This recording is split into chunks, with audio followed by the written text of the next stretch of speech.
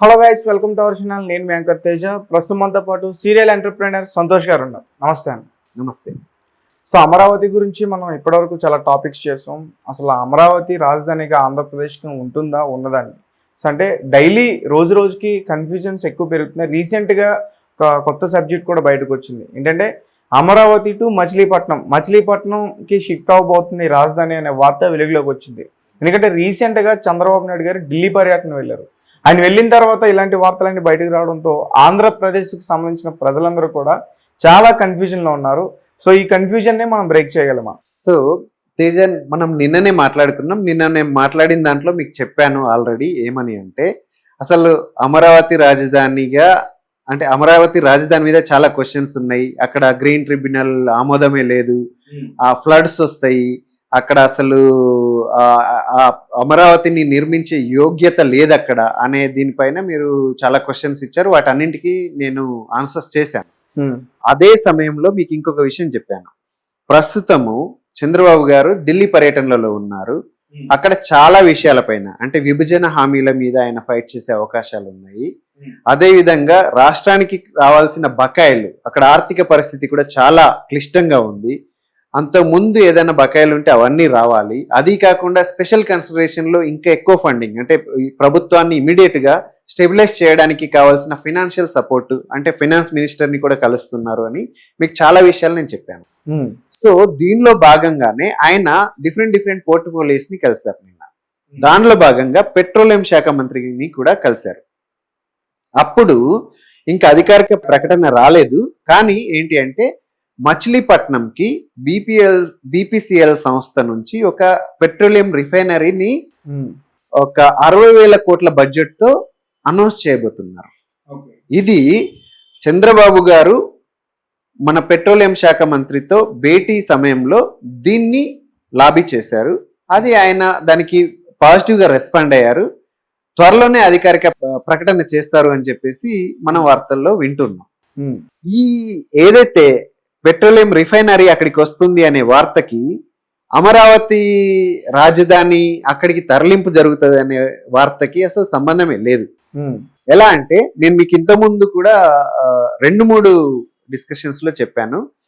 Industries establish చేసుకోవడానికి అక్కడ వనరులు, న్యాచురల్ రీసోర్సెస్, వీటన్నిటిని ఇప్పుడు మీరు ఒక బొగ్గు సంబంధిత ఏదన్నా ఇండస్ట్రీ పెట్టుకోవాలి అనుకున్నారనుకోండి, ఎన్టీపీసీ ఎక్కడుంది?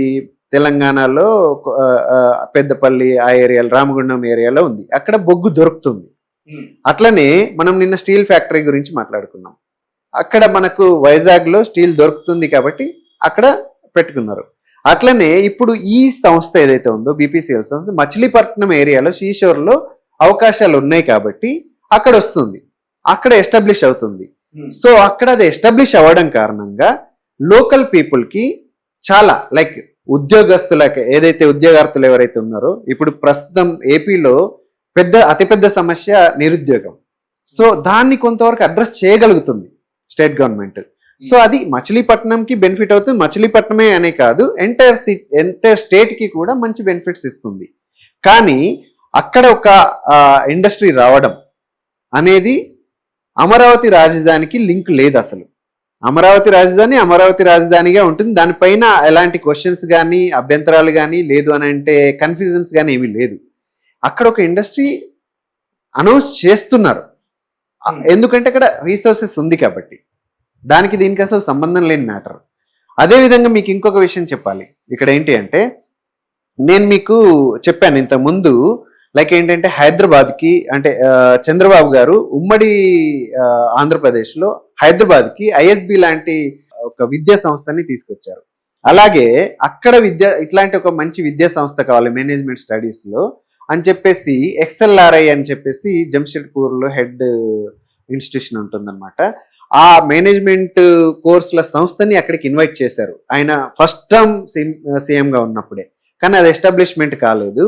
ఇప్పుడు దానికి ల్యాండ్ అదంతా కూడా అనౌన్స్ చేశారు. ప్రస్తుతం ఎక్స్ఎల్ఆర్ఐ అమరావతిలో 260 కోట్ల బడ్జెట్తో ఈ సంస్థని ఏర్పాటు చేయడానికి ముందుకొచ్చింది.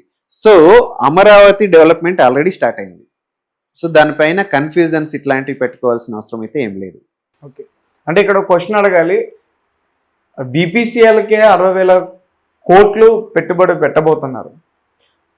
అవే డబ్బులు రాజధానికి పెడితే ఇంకా సరవేగంగా పనులు పూర్తవుతాయి అనుకోవచ్చు కదా. సో మీరు ఇక్కడే కన్ఫ్యూజ్ అవ్వద్దు.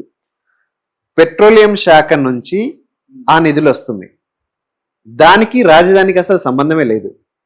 బీపీఎల్ అంటే ఎక్కడి నుంచి వచ్చినా కేంద్రం వైపు నుంచే వస్తాయి కదా. కేంద్ర నిధులు, కేంద్రంలో కూడా డిఫరెంట్ పోర్ట్ఫోలియోస్ కి డిఫరెంట్ బడ్జెట్స్ ఉన్నాయి. మన రాజధాని బడ్జెట్ పెట్రోలియం సంస్థకి ఏదైతే ఆ పోర్ట్ఫోలియోకి అసలు సంబంధం లేని అంశం. సో రాజధాని బడ్జెట్స్ రాజధానికి వచ్చేస్తాయి. అట్లనే ఇది మనకి ఎక్స్ట్రా. అక్కడ అది రాకపోతే ఇంకొక స్టేట్ లో అవకాశం ఉందంటే ఇంకో స్టేట్కి అయినా వెళ్తాయి, దానికి రాజధానికి అసలు సంబంధమే లేదు. కానీ మనకు అక్కడ న్యాచురల్ రిసోర్సెస్ ఉంది కాబట్టి అక్కడ ఇది ఎస్టాబ్లిష్ చేయడం వల్ల బీపీసీఎల్ కి మంచి బెనిఫిట్స్ వస్తాయని సెంట్రల్ గవర్నమెంట్ ఒక అండర్స్టాండింగ్ లో ఉంది. అందుకని అక్కడ ఆ 60,000 కోట్ల బడ్జెట్ ని అనౌన్స్ చేసి అక్కడ సంస్థని ఎస్టాబ్లిష్ చేయాలని చెప్పేసి అనుకుంటుంది. అది స్టేట్ కి బెనిఫిషియల్ మ్యాటరే.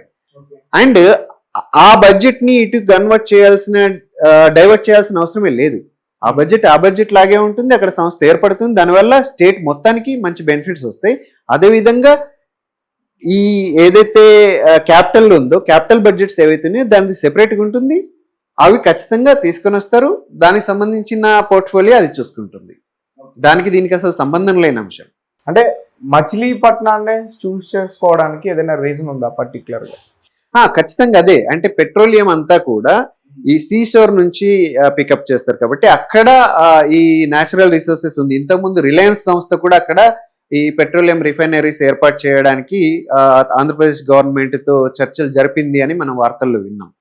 అదేవిధంగా ఇప్పుడు ఈ బీపీఎల్ సంస్థ ఇది సెంట్రల్ గవర్నమెంట్ సంస్థ. సో ఇక్కడ ఈ రిఫైనరీని ఏర్పాటు చేయాలని యోచిస్తుంది అన్నమాట. ఓకే, అంటే స్టేట్ కి ఆ సంస్థను తీసుకురావడం వల్ల ఏంటి యూజెస్ ఏంటి, ఎవరికి యూజ్ ఉంటుంది? ఎవరికి అని అంటే పర్టికులర్గా నేను చెప్పాను, ఇందాకే మీకు చెప్పాను, నిరుద్యోగ యువతకి అక్కడ ఉద్యోగాలు వచ్చే అవకాశాలు ఉన్నాయి.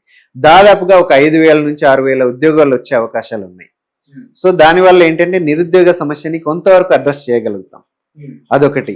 అదే కాకుండా ఏంటంటే అక్కడ ఒక ఇండస్ట్రియల్ బెల్ట్ వస్తుంది అని అంటే దాని మీద డిపెండ్ అయి ఉన్న లోకల్ బిజినెసెస్ కి కూడా, అంటే మీరు ట్రాన్స్పోర్టేషన్ లాజిస్టిక్సే అనుకోండి, లేదు అని అంటే అక్కడ చిన్న అంటే ఏది ఇప్పుడు అంటే బయట నుంచి కొంత అక్కడికి అంటే మచిలీపట్నానికి వెళ్ళే వాళ్ళు, అంటే మైగ్రేట్ అయ్యే వాళ్ళు ఉంటారు. వాళ్ళకి ఏంటి అని అంటే ఈవెన్ రియల్ ఎస్టేట్ రంగంలో కూడా మంచి అవకాశాలు, ఉపాధులు దొరికే అవకాశాలు కూడా ఉన్నాయి.